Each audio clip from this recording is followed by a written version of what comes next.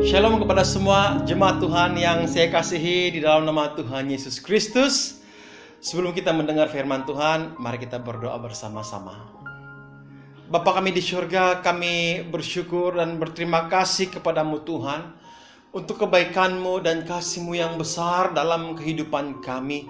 Terima kasih untuk rahmat-Mu Tuhan yang sentiasa tidak pernah habis-habis, selalu baru setiap hari dalam hidup kami. Terpujilah Engkau Tuhan. Pagi ini kami bersyukur untuk kesempatan kami sekali lagi belajar kebenaran akan firman Tuhan.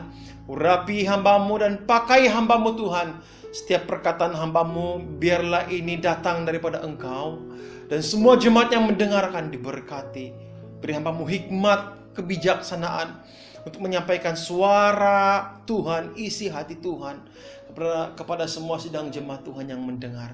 Terima kasih Bapa di surga, terpujilah Engkau. Dalam nama Yesus kami berdoa dan mengucap syukur. Amin. Saudara, kita sedang memasuki minggu kedua bulan Desember, dan kita sedang melangkah untuk menyambut hari Christmas pada tanggal 24 dan 25 ini. Saya percaya semua jemaat Tuhan sekarang ini sedang sibuk. Mungkin ada yang sibuk menghias rumah. Apapun saudara, saya sangat bersyukur kepada Tuhan.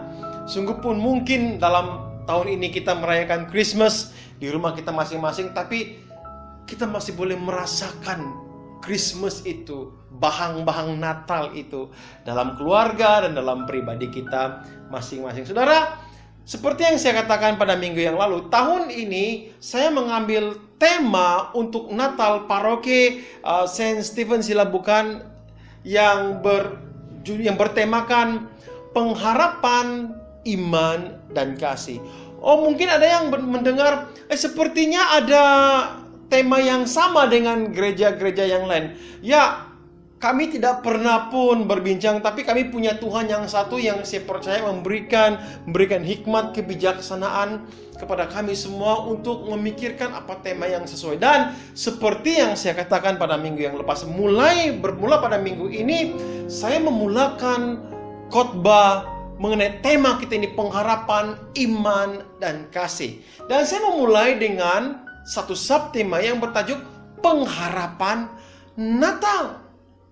Nah, saudara yang saya kasih dalam nama Tuhan Yesus Kristus, seringkali kalau ada dua orang yang bersahabat yang mengadakan temu janji, sekian jam kita bertemu di tempat ini, atau sekian hari bulan kita bertemu di tempat ini dan masa ini, saudara, kadang-kadang waktu menunggu itu adalah waktu yang sangat-sangat membebankan bagi setengah orang, bahkan sangat-sangat menyakitkan, apalagi kalau yang kita tunggu itu lambat atau lewat datang. Terutama sekali bagi mereka yang mempunyai sahabat-sahabat yang ya dengan istilah lain seperti mungkin cewek dan cowok seperti itu. Menunggu itu merupakan satu waktu yang sangat-sangat berat. Namun saudara, sesuai dengan tema pengharapan Natal pada hari ini, saudara, kita ingin membicarakan, merungkai bagaimana pengharapan orang-orang yang hidup, bahkan nabi-nabi yang hidup pada zaman perjanjian lama, apabila dinubuatkan, apabila dinyatakan tentang kelahiran seorang Mesias yang disebut Tuhan, Raja itu, dan itu mereka tunggu, dan itu pengharapan itu semakin lama, semakin panjang. Di dalam perjanjian lama, saya ingin katakan di sini, ada lebih kurang 300 nubuat yang langsung itu ditujukan tentang Yesus. Nubuat tentang kelahiran, pelayanan, bahkan sampai kematian dan kebangkitannya sekalipun, itu ditulis di dalam perjanjian lama. Dan saya boleh bayangkan orang yang menulis itu mengharapkan sepertinya sesuatu itu mengharapkan sepertinya cepat terjadi. Tetapi saudara, pada hakikatnya mereka menunggu bertahun-tahun, dan pada hari ini saudara, saya ingin membahas 3 pengharapan yang pernah ditulis oleh nabi-nabi perjanjian lama tentang kelahiran Tuhan Yesus Kristus. Tulisan yang pertama itu adalah tulisan Musa sendiri. Musa menulis di dalam kitab Kejadian pasal 3 ayat yang ke-15. Firman Tuhan berkata seperti ini, "Aku akan mengadakan permusuhan antara engkau dan perempuan ini, antara keturunanmu dan keturunannya. Keturunannya akan meremukkan kepalamu, dan engkau akan meremukkan tumitnya." Nah, saudara, Musa menulis kitab Kejadian ini sekitar 1500 tahun sebelum kelahiran Yesus. Dan Musa menceritakan pada waktu Hawa itu jatuh ke dalam dosa bersama dengan Adam. Dan pada waktu Allah mengetahui bahwa manusia telah ditipu oleh ular, Allah berkata, "Ingat, satu hari nanti aku akan mengadakan permusuhan di antara engkau," Tuhan berkata kepada ular ini, "dan perempuan ini. Antara keturunan ular dan keturunan perempuan ini, dan keturunan perempuan ini akan meremukkan kepala ular ini." Saudara, sejak awal Tuhan telah menyatakan bahwa keturunan Hawa ini akan meremukkan kepala ular. Ini bercakap tentang satu permusuhan yang berpanjangan, dan kemenangan itu ada di pihak Tuhan. Kerajaan Allah akan sentiasa bertentangan dengan kerajaan setan di antara manusia. Tetapi sekali lagi saya katakan bahwa kerajaan Tuhan akan selalu mendapat kemenangan dan ada kemenangan. 1 Korintus pasal 15 ayat 54 hingga 57 itu menjelaskan bahwa iblis telah dikalahkan dan sengat maut telah ditelan oleh kemenangan. Nah, saudara dengar baik-baik. Bukan oleh Musa, bukan oleh Elia, bukan oleh Daud, tetapi yang melakukan itu adalah Yesus. Nah, saudara dengar baik-baik.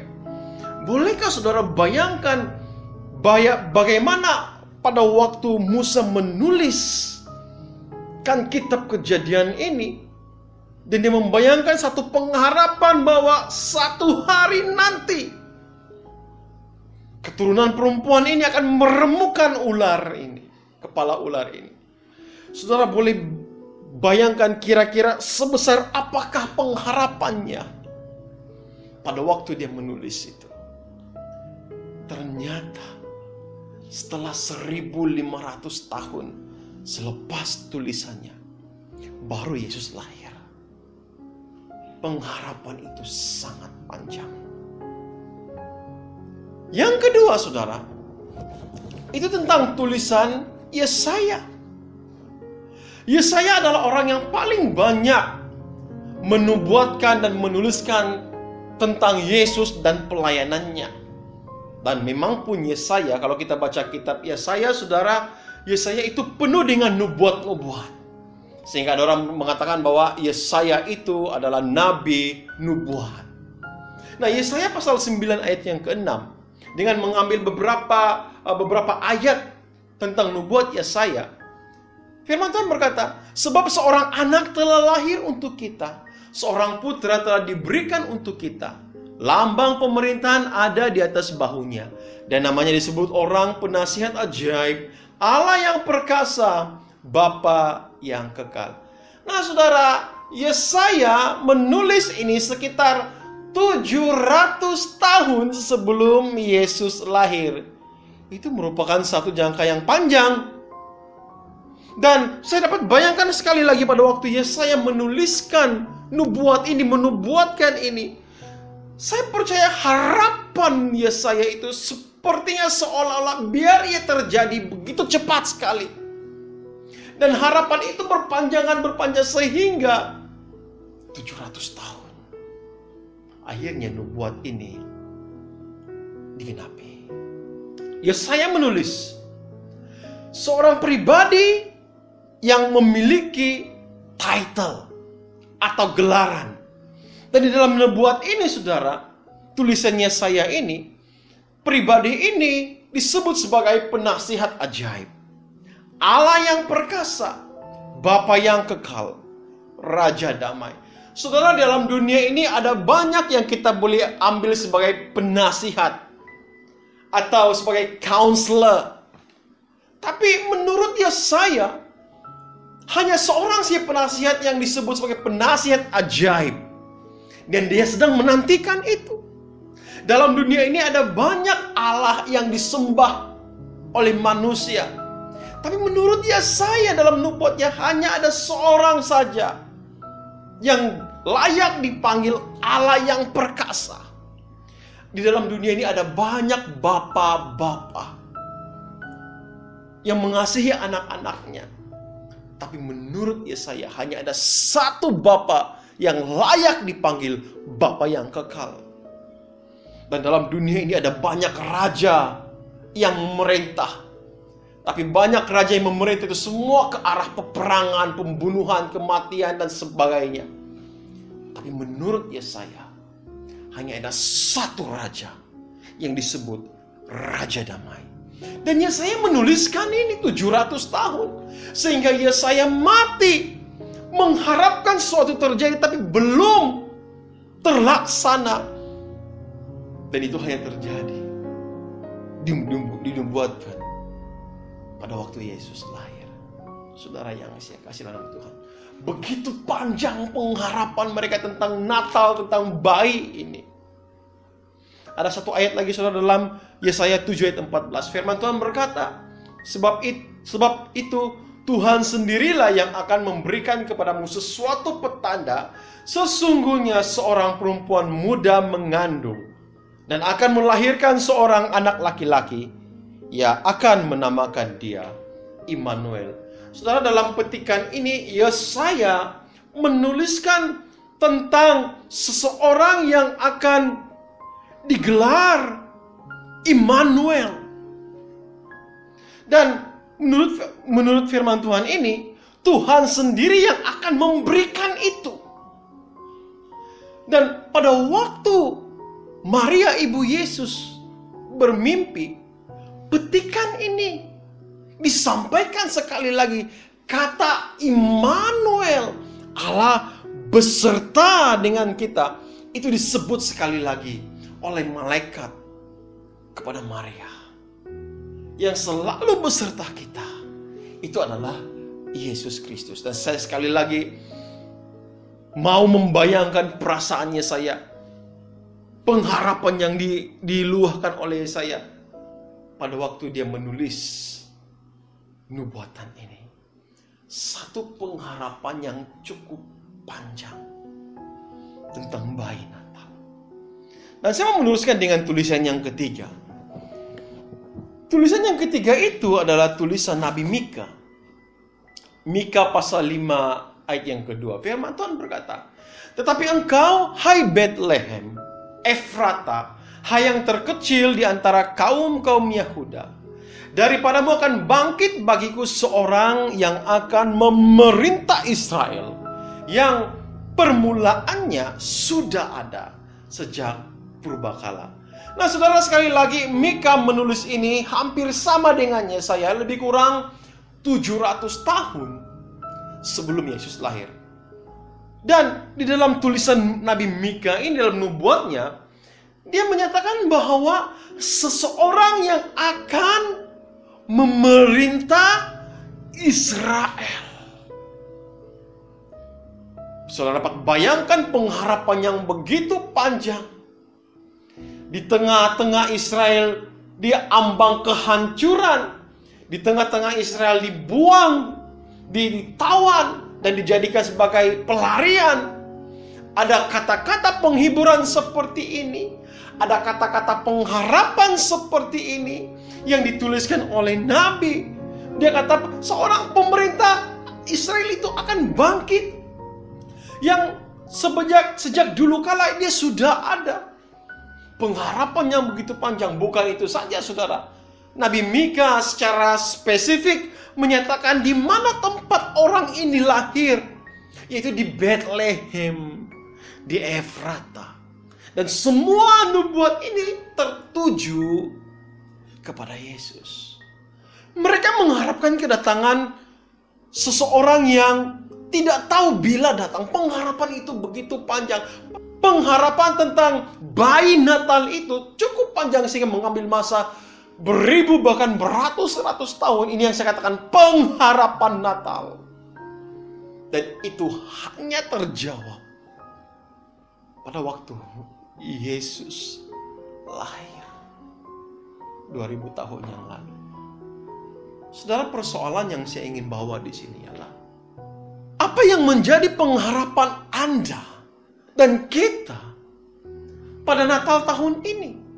Di tengah-tengah pandemi COVID-19 yang belum berakhir. Sungguh pun kita telah mendengar kabar tentang vaksin yang telah ditemui. Tapi ternyata belum berakhir hingga saat ini. Apa pengharapan saudara?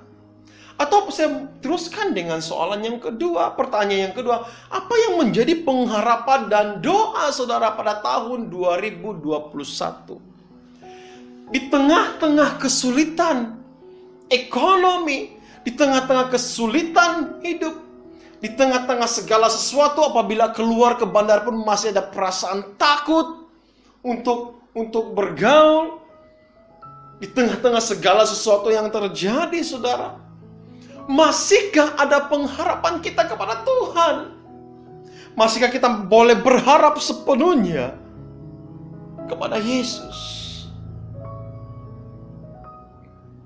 Saudara yang saya kasih dalam nama Tuhan, saya mendorong semua jemaat Tuhan, jangan berhenti berharap kepada Tuhan. Saya mempunyai pengharapan saya sendiri terhadap pelayanan saya, terhadap keluarga saya. Dan pengharapan itu membesar, tinggi besar, menggunung kepada Tuhan. Dan saya serahkan sepenuhnya kepada Tuhan. Sebesar apapun pengharapan kita, saudara, taruh pengharapan itu pada Yesus. Dan biarkan Tuhan bekerja sesuai dengan waktu dan masa Tuhan bertindak. Kalau mungkin kita harus menunggu hingga 700 tahun, kalau itu kehendak Tuhan, jadilah kehendak Tuhan seperti yang Dia inginkan. Jemaat yang saya kasih dalam nama Tuhan Yesus Kristus, pengharapan Natal itu bercakap tentang dua perkara. Pengharapan dalam perjanjian lama nabi-nabi yang terdahulu, tapi juga pengharapan kita pada hari ini. Sekali lagi saya mendorong, jangan pernah berhenti berharap kepada Tuhan. Tetaplah letak dan taruh pengharapan kita itu pada Tuhan. Saudara, minggu depan saya akan bercakap tentang bagian yang kedua, iman Natal. Karena tema kita bercakap tentang pengharapan, iman, dan kasih. Bagaimana iman kita di musim Natal ini? Saya mendorong semua jemaat Tuhan, mari di musim Natal tetap berharap pada Tuhan. Sungguh pun mungkin kita akan merayakan Natal di rumah kita masing-masing. Tetap berharap kepada Tuhan. Dan yakinilah, yakin pada Tuhan, Tuhan akan menjawab segala keperluan kita, segala doa-doa kita. Kita berdoa bersama-sama. Kami bersyukur pada Tuhan untuk kebaikan-Mu dan kasih-Mu dalam kehidupan kami. Terima kasih Tuhan untuk firman-Mu yang telah kami pelajari tentang pengharapan di waktu Natal ini. Kami telah belajar tentang nabi-nabi yang menulis dan mengharapkan sesuatu terjadi. Namun itu terjadi begitu waktu yang lama, memakan waktu yang lama. Tuhan, kami ingin belajar tentang pengharapan nabi yang begitu kuat. Dan kami mohon Tuhan di musim Natal ini, biar kami tetap berharap pada Tuhan. Tidak pernah berhenti berharap pada Tuhan, karena Engkaulah Tuhan sumber kekuatan kami. Terpujilah Engkau Tuhan. Hamba berhenti berkata-kata, menteriakan firman Tuhan dalam hati kami. Bukan saya kami mendengar, tapi kami melakukannya. Di dalam nama Yesus kami berdoa dan mengucap syukur. Amin. Terima kasih kepada semua jemaat Tuhan. Tuhan memberkati kita semua.